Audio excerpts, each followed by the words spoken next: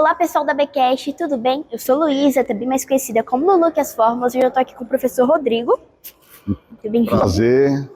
Bom, a gente vai falar um pouco sobre a astronomia indígena, mas antes eu vou apresentar o professor Rodrigo para vocês. Ele é formado em Sociologia pela UNB, professor da Secretaria de Educação do Distrito Federal, membro do Clube de Astronomia de Brasília, membro da nossa Associação de Astrônomos Amadores, especializado em astronomia indígena e autor do texto Ibaka, o Céu Tupinambá.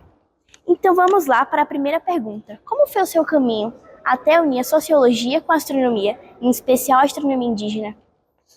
Prazer participar dessa entrevista, Luísa. Mandar um abraço pro pessoal da Associação dos Astrônomos Amadores da Bahia, que eu tenho tanto apreço. Meu caminho para astronomia indígena é um caminho interessante, porque dentro da sociologia a gente discute epistemologia, né, a construção do conhecimento, né? Eu acho que nada melhor você pegar algo concreto para mostrar como o conhecimento foi construído por diferentes povos e de diferentes maneiras, né? E também perceber que existe uma validade do conhecimento, né? Quando se fala de astronomia indígena, existe uma validade, existe uma observação empírica que ela é comprovada pela ciência ocidental, né? A gente pode pensar, por exemplo, no trabalho do Germano Afonso, né? Ele foi físico, né? Fez doutorado, e ele começa a validar cientificamente toda a construção astronômica dos tupis e dos guaranis, né? Então eu acho muito importante, e a gente está num século onde esses conhecimentos tradicionais estão cada vez mais valorizados, né? Então acho que esse foi a chegada minha na astronomia, mais especificamente tupi e guarani. Que é muito interessante também, que prova que a ciência ela não se baseia em verdade absoluta. Cada um cria a sua ciência de acordo com suas experiências que foram vividas. E a ciência, se a gente pensar historicamente, né, ela é uma construção do conhecimento recente, né? Então, se a gente pensar na história da humanidade, a gente vai ter conhecimento mitológico, o conhecimento filosófico, o conhecimento científico, né, mais sistematizado. Então, assim, existe uma construção do conhecimento ao longo da humanidade, da história da humanidade, né? Então, a ciência propriamente dita, a gente consegue vislumbrar depois da Revolução Industrial, né, da Revolução Francesa, né? Então tem 2 séculos, né, numa ciência ipsilítere, como a gente imagina hoje, né? Sim. Agora a gente vai para a segunda pergunta. Certo. Sobre os ensinamentos de astronomia através da observação indígena, qual o senhor acha que deveria ser mais valorizado nas escolas? Olha, é muito interessante essa pergunta. Primeiro, a astronomia europeia ocidental, ela é forjada a partir do século XVI, XVII, né?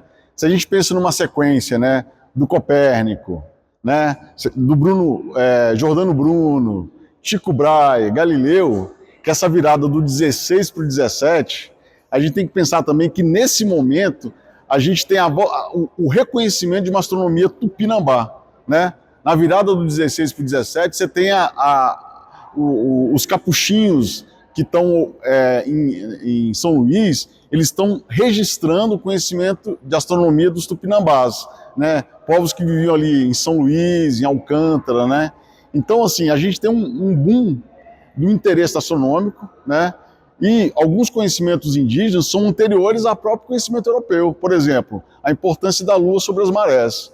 É um conhecimento anterior à teoria dos europeus, né?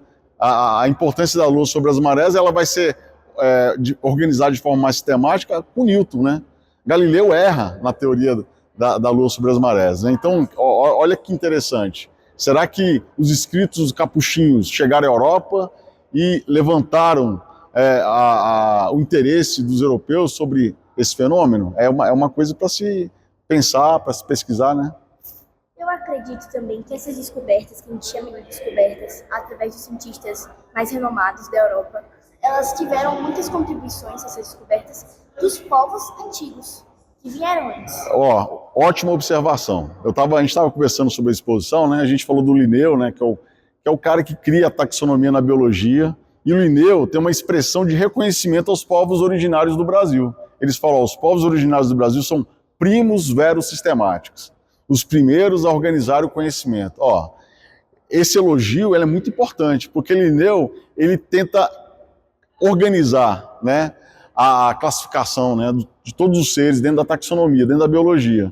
E ele não partiu do zero, ele partiu de organizações, de sistematizações já pré-existentes, né? Uma delas, provavelmente, dos tupis, dos guaranis, né, da região que hoje chamamos Brasil, né?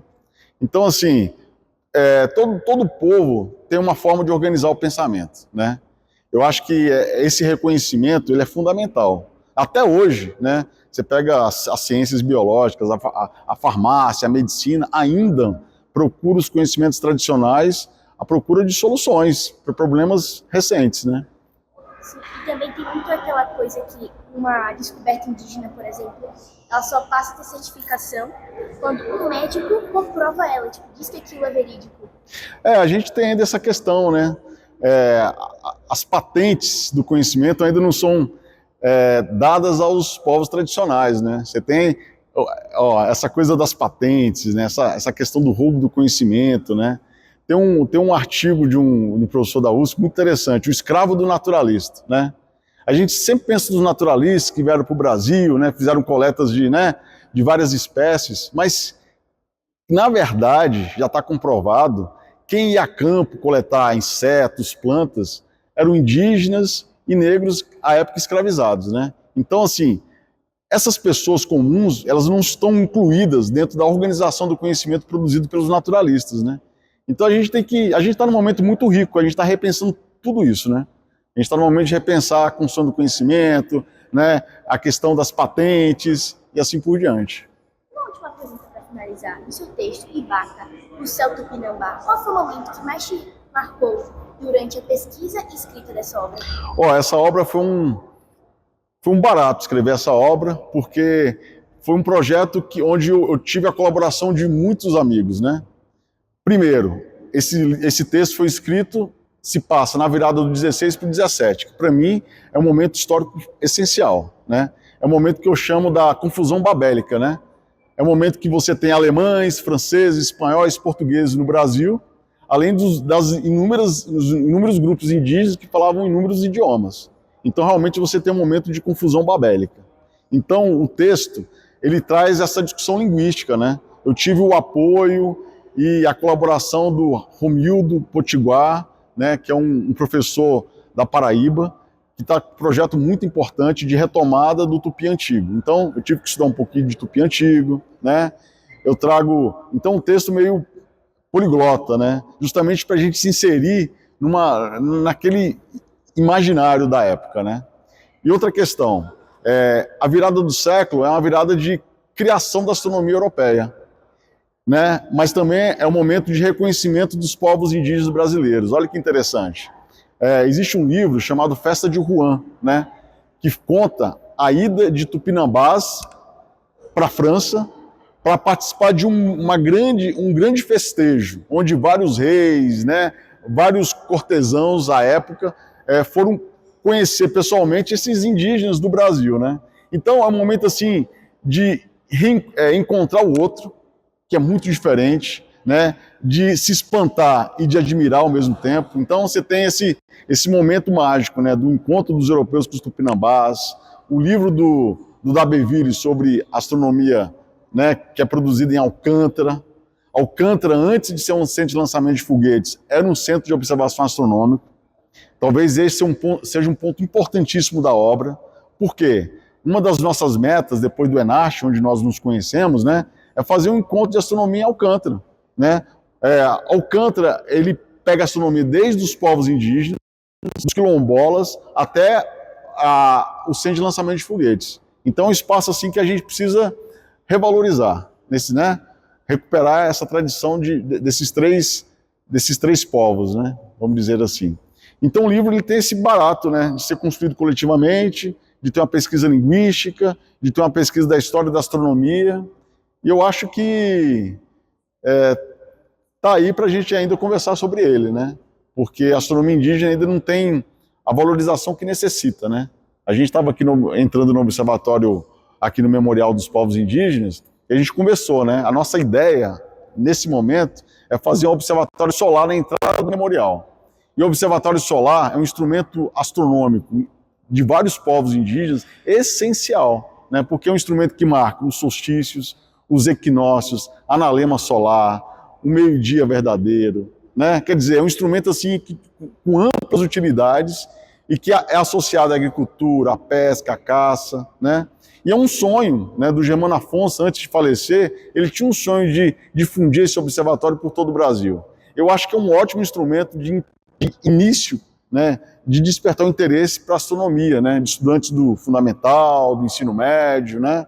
E eu acho que uma das nossas missões, né, enquanto pesquisador de astronomia cultural, é difundir esse instrumento e mostrar que a sagacidade dos povos indígenas de fazer marcadores astronômicos tão precisos, né? Outra coisa importante do texto é que agora, 5 de junho, aproximadamente, foi um ano novo indígena, tupi, né? É quando ocorre o nascer helíaco das Pleiades, né? Eu acho que isso é outra questão que a gente tem que incluir no calendário astronômico, né? Por exemplo, dia 20 agora, que foi solstício de inverno, teve uma festa inca, né? Quechua, né? Que é considerado o Ano Novo Quechua, né? Então eles fizeram um grande evento, um mega evento, né? No Peru. Eu acho que a gente tem que se espelhar nessas iniciativas para também a gente valorizar os nossos marcadores astronômicos, a história astronômica dos nossos povos, né? Eu acho que a gente tem um longo caminho. Eu fico muito feliz, né, que pessoas, né, da sua geração, Luísa, tenham esse interesse, né? Porque se a juventude não aposta nessa nova forma de pensar, a gente está frito. A gente precisa muito da juventude, né? Dos novos pesquisadores. Eu acho muito legal o ABcast que você toca, né? Acompanho sempre. E é isso aí. Eu acho que essa valorização que surge em nós, na nova geração, em eu e Letícia como exemplo, é possível através de professores como o senhor, que valoriza a ciência que as pessoas vão valorizar. Pô, maravilha, né? Eu agradeço muito essa rede, né? Porque eu aprendi o seguinte, tudo é feito em rede, sabe, Luísa? Então, assim, a gente de Brasília, conhece Salvador, que está conhecendo o pessoal agora da sociedade, que conhece outros estudiosos espalhados. De repente a gente forma uma rede que vai fazer com que a ciência é uma construção, a gente faz ciência sozinho, né? O que é ciência? Aquilo que a sociedade científica sistematiza e diz que é, né? Então a gente precisa da sistematização, né? Então eu acho que a gente está caminhando bem, eu sou muito otimista. Acho que a gente está encontrando, as redes sociais permitem isso, pessoas em várias partes do Brasil. Exatamente. Então acho que a gente está num momento bem propício, bem fértil para conversar sobre astronomia indígena. Se o senhor pudesse dar uma dica para quem quer começar a estudar astronomia indígena, qual seria? Olha, eu acho que a gente primeiro ir aos textos do Germano Afonso, que são textos essenciais, né? Tem a Luciana Ferreira também, da Universidade do Amazonas, também, que é uma grande pesquisadora, né? Tem um textos do Valmir Cardoso, da USP, né, se não me engano, são essenciais, né? A gente tem vários autores importantes, né? Então a gente pode começar por aí. E hoje a gente já tem tem podcast, tem vídeos. Eu acho que hoje a gente tem materiais muito ao alcance de todos para a gente começar a pensar a astronomia indígena. Então foi isso. Muito obrigada. Continue acompanhando nossa página da associação e continue acompanhando o trabalho do professor Rodrigo. Tchau!